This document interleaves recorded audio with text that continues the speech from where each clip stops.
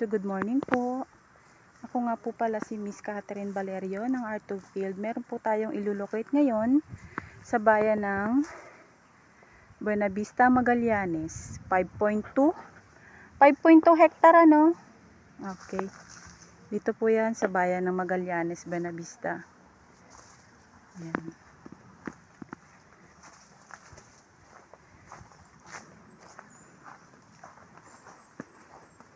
Property po natin ay surrounded siya ng sapa.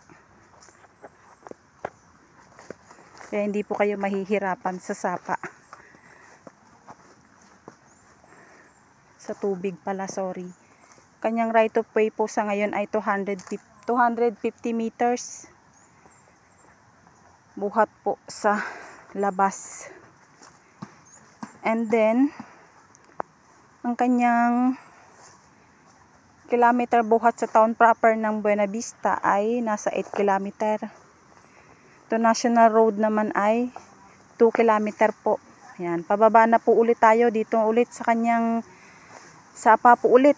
Tawid sapa po kasi ito. Pero ito po ay pwedeng daanan. Yan, dami naglalaba. Po yung kanyang boundary.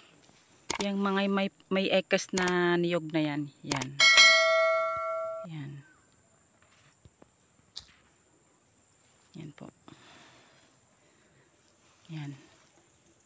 Merong maliliit, merong malalaking puno ng niyog. More on marami siyang puno ng niyog talaga. Ang niyog niya ay mga nasa 800 more or less. Yan. Ang lupa po natin ay medyo slope pero gradual naman po. Pwedeng lakarin ng kahit na sino. Yan. Mataba po ang lupa. Napakaraming tanim ng niyog. Makikita nyo naman po siguro. Kagandahan ng kagandahan po ng kanyang niyog ngayon. Ayan. At naglulukad daw po dito ng 7,000 kada 45 days. Ayan. Ganyan po karami ang nilulukad nila dito.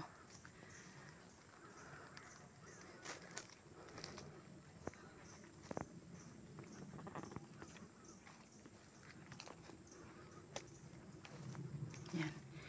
Ang dami pong puno ng niyog. Meron din pong Gymellina. Meron din pong bamboo tree.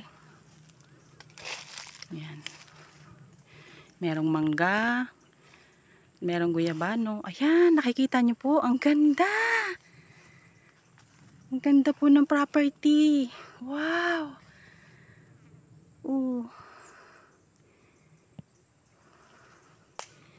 Yan po ang ating property for today's video. Ganda, malinis. Masipag po ang naglulukad dito. At na may maintain po niya na maganda at malinis ang kanyang lukaran. Yan. Ganda po ng mga puno ng niyog, oh.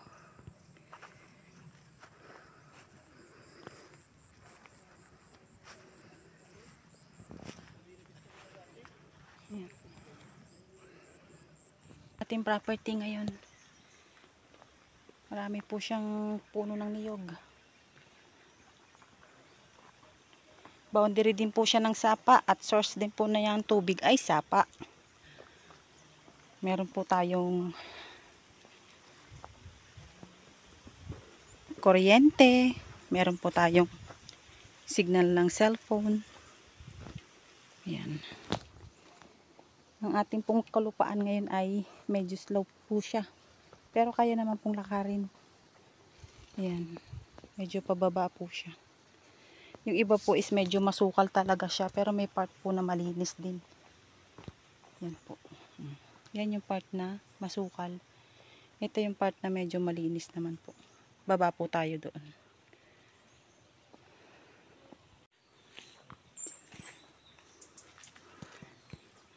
Ayan po. Ang dami po niyang puno ng niyog.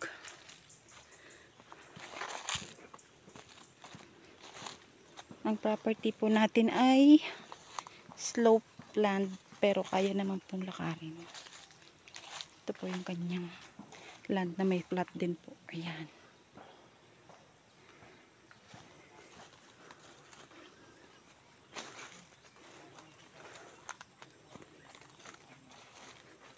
Yan, ang ganda. Dala po yun. Sa taas na yun. Yung mataas na part na yun, dala po yun. Yan.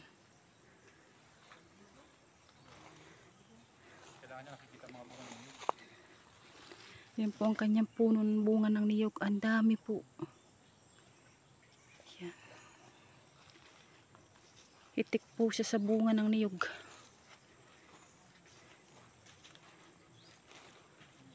Yan.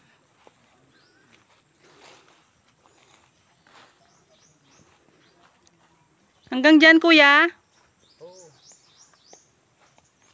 Okay. Ganda.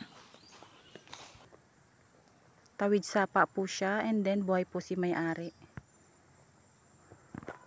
Clean title na rin po pala.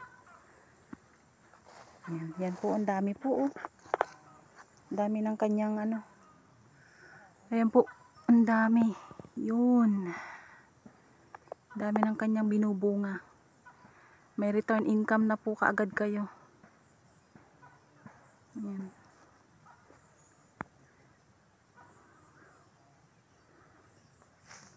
Ayan.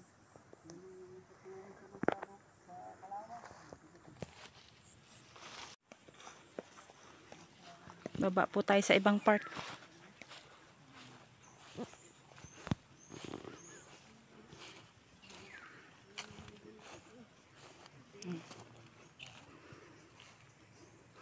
Yung iba po hindi ko ma-recognize talaga yung ibang puno.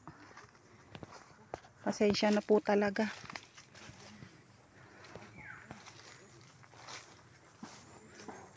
Yan. Ganda po ng property. Laki. Lawak po.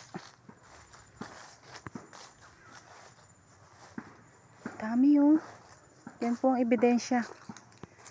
Ang dami niya talagang nilulukad. Yan po ang kanyang mga bunot, mga pinanggalingan ng niyog. Yan o.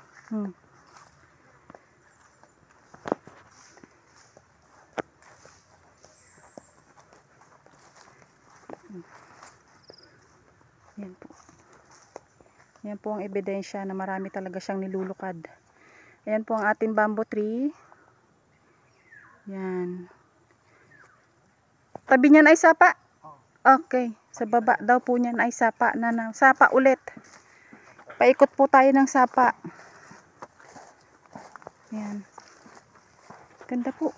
Ang dami oh. Ang daming mga ebidensya ng paglulukad nila. Ayan, sapa na yan. Okay. Ito daw po, sapa na. Ayun, oo nga. Ayun po kung nakikita nyo. Yun, ang mga agos ng tubig. Lawak po. Yan. Ito. Yun, oh. Yan po ang ating source ng tubig. Sapa. Ang linis. Okay. Boundaryhan to ng property? Okay. Sapa. Yan. Yan po yung part ng sapa. Dito po tayo. Ating sapa. Wow, sagana sa tubig. Magandang araw po. Ayan ang kanyang sapa. Wow, ang ganda. Ang ganda. Wow. Ang ganda ng kanyang source ng tubig. Sapa po.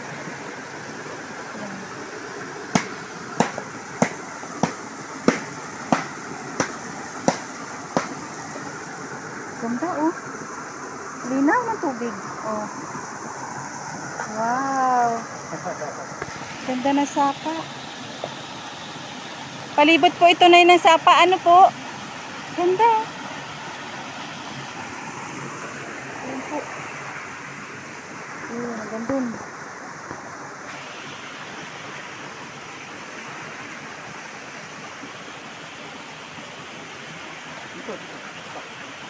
So, ayan po ang ating source ng tubig. Sa gusto po mag-avail, nakikita nyo naman po siguro yung aking number, WhatsApp and Viber sa ating screen. Yan. 5.2 hectare po siya. Surrounded by sapa.